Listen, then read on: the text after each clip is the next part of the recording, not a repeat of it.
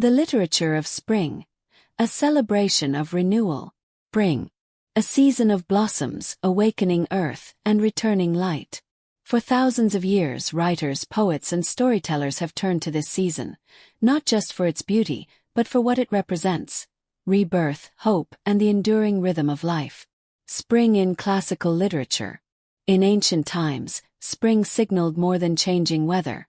It meant survival. In the Georgics, Roman poet Virgil celebrated spring's fertile gifts, guiding farmers through the cycles of sowing and reaping. Meanwhile, in China, during the Tang dynasty, poets like Du Fu and Li Bai painted spring landscapes with delicate emotion. Blossoms, drifting mist, and flowing rivers became symbols of fleeting beauty and poetic longing.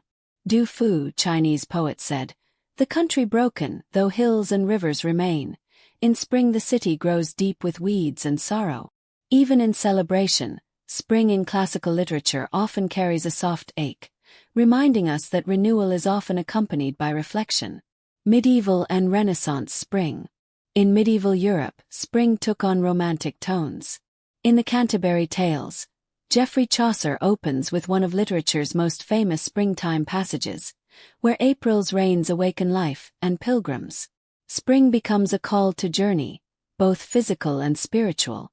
And in the Renaissance, poets like Edmund Spenser and William Shakespeare embraced spring as a metaphor for love, youth, and the poetry of nature. William Shakespeare, English playwright and poet, said, "Rough winds do shake the darling buds of May." Sonnet 18. Spring in romantic and modern literature. The Romantic poets, Wordsworth, Shelley, Keats, saw spring not just as renewal, but as a mirror to the soul. For them, nature was a sanctuary. Spring embodied personal transformation, spiritual rebirth, and the promise of a better world. In the 20th century, spring found its way into modernist and post-war literature. Writers like Catherine Mansfield and E. Cummings captured the fragile, fleeting joy of spring, its green shoots breaking through trauma and decay. Spring across cultures. Spring literature isn't bound to the West.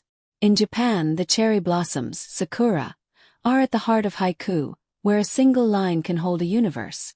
In Persian literature, Nowruz, the Persian New Year, marks the arrival of spring with poetry, feasting, and family. The 14th century poet Hafez wrote of gardens, love, and divine renewal. In India, spring comes with Holi, the festival of colors, celebrated in songs, myths, and folk tales as the triumph of life over darkness. Spring in the human imagination. Why does spring stir such deep emotion in writers? Perhaps because it reminds us of what is possible. No matter how harsh the winter, the earth softens again. Trees bud. Rivers flow. Minds and hearts open. Spring tells us stories of resilience, awakening, and hope.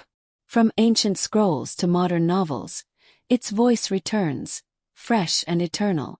Ellis Peters, American mystery writer, said, "Every spring is the only spring,